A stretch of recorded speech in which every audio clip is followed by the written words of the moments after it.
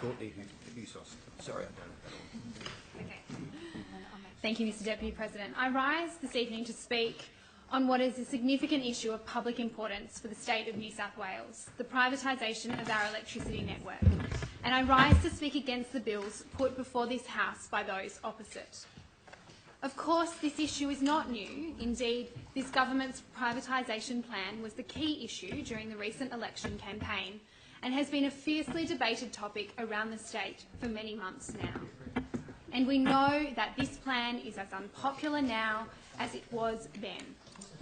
In fact, we don't even need to look very far to substantiate the unpopularity of this government's plan. We just need to look across the way and into the chamber of the other place.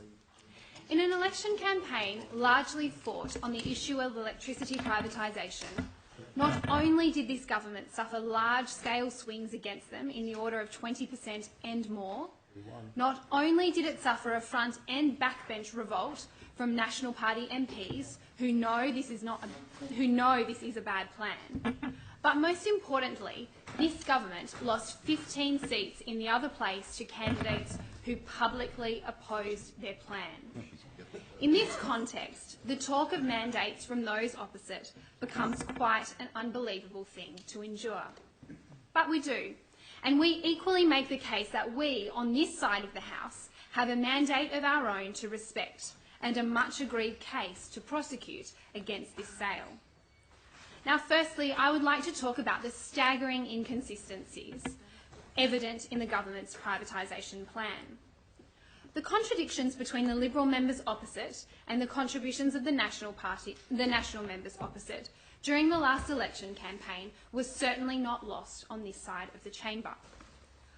On one hand, there was the argument coming thick and fast from the Liberal candidates that selling off the electricity network would be hugely beneficial to the state. On the other hand, in varying degrees of forcefulness and subtle indifference, National Party candidates were out and about saying the opposite, spruiking that they had saved regional areas from the devastating effects of the privatisation plan. In fact, the Honourable Duncan Gay made it easy for us when he named the devastating effects of privatisation in a letter dated January last year, in which he wrote, "I know that country people are worried about how a private operator might handle maintenance and emergency blackout responses. That's why the Nationals have negotiated to keep the regional part of our electricity network 100% publicly owned. All of the rewards with none of the risk," wrote the Honourable Member. Well, let me start with this proposition. If it's bad for country areas, it's bad for the state. If the Honourable Duncan Gay can acknowledge the risk of maintenance quality and emergency blackout responses because of electricity privatisation, why can't the rest of his team? If half of the state needed their local electricity network protected from this stud privatisation deal, why have the other half been thrown to the wolves? It doesn't make sense, and the Honourable members opposite surely know this.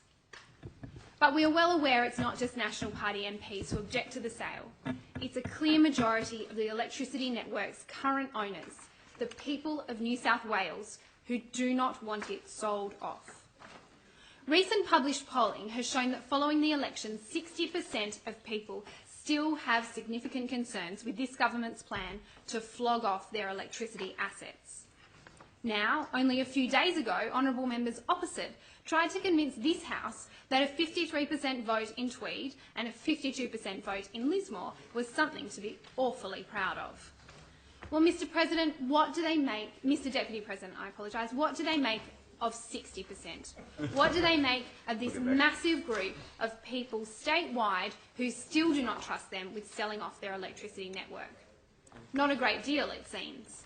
This bill has been rushed to Parliament in the context of this 60% disapproval rating, and indeed contrary to the commitment that they gave to the Honourable Fred Nile. Now, it's not difficult to appreciate why these bills have been rushed to Parliament. The growing concerns among the community regarding this sale and the method by which the government intends to sell has frightened the architects who now seek to limit public debate and inquiry. They know that the people of New South Wales didn't approve of this privatisation plan before the election. They still don't approve of it after the election. And we can be sure that the people of New South Wales will not appreciate the significant and lasting consequences of this sale well into the future. For the benefit of the House, I'll run through some of these consequences again. Currently, our electricity distribution network is a state-run natural monopoly. This makes sense because as a customer, you can't choose which set of power lines you use. There's only one set running down the street. Now, like the Leader of the Opposition, I'm not an ideologue when it comes to privatisation. I am more than prepared to accept that there are instances where privatisation is beneficial to both the state and to customers, and where proper regulation provides appropriate safeguards to consumers. This government's sale of our electricity network, however, hands the profits of a natural monopoly from the state treasury to the back pockets of corporate investors. Where profits from the electricity network once funded hospitals, schools and roads, now they will not. Where profits from this network once funded police and paramedics and firefighters, now they will not. This money will be ripped out of essential services for local communities and handed over to the highest bidder. Mr. Deputy President, it makes no sense to sell a profit-generating natural monopoly asset which currently funds essential services and therefore reduces the tax burden on the people of New South Wales. One blinding omission from this government's plan to sell off the electricity network is how they plan to replace foregone revenue. The $1.7 billion flowing into state coffers annually from this network either has to be replaced through new or increased taxes, or $1.7 billion worth of government services will need to be cut. Which will it be? We know that this government has form when it comes to cutting billions of dollars from their health budget. I'm reminded of the newspaper headlines from September 2012, when the Minister for Health announced $3 billion worth of savings, also known as cuts, from the health budget. Of course, this government has form when it comes to cutting billions of dollars from schools and TAFEs around the state. A point of order is taken. Honourable John Ajaka. Irrelevance. The honourable member is not coming within the long title of the bill. Point of order. Point of order. Honourable members on the other side know full well, including the Minister who's quite experienced, that there's wide latitude given to members in the second reading speech. Nothing that's been said by the honourable member is outside any reasonable understanding of what would be ordinarily contained within the second reading speech. Yes, I'll agree that wide latitude is given, but I will remind the member that she is to speak essentially within the long title of the bill. So you are being relevant at the present time, but if you were to continue on this discourse for any really lengthy period of time, then you'd be called to order. Thank you, Mr. Deputy President. Of course, this government has form when it comes to cutting billions of dollars from schools and TAFEs around the state, with $1.7 billion worth of cuts inflicted upon the schools and TAFEs across New South Wales in its last term. Of course, we know this government has form cutting and closing down community services like women's shelters across the state, a shameful reminder of this government's first 4 years in office. If more of this is part of their plan, they should be upfront and say so. Because whenever this government turns around and makes the case for more cuts in the future, we will know why. They are selling a money-generating asset and then funneling the one-off proceeds into things that will continue to cost us money well after they are built. Mr. Deputy President, it doesn't make sense, and the people of New South Wales know it doesn't make sense. I want to turn back for a moment to the issue of regional New South Wales and the National Party's so-called deal to protect regional communities from the lasting impacts of this privatisation plan. Some part of me wants to congratulate the National Party for standing up for regional New South Wales for once. But of course, as is often the case with the Nationals, all is not quite what it seems. While essential energy has been excluded from the current sale, Transgrid has not. In fact, as previous speakers have mentioned, 100% of Transgrid will be sold. Now, to make the argument that the regional electricity network will remain state-owned is simply not true. Transgrid's entire network of 12,000 kilometres of high voltage transmission wires connecting regional towns and cities across the state to the grid will be gone.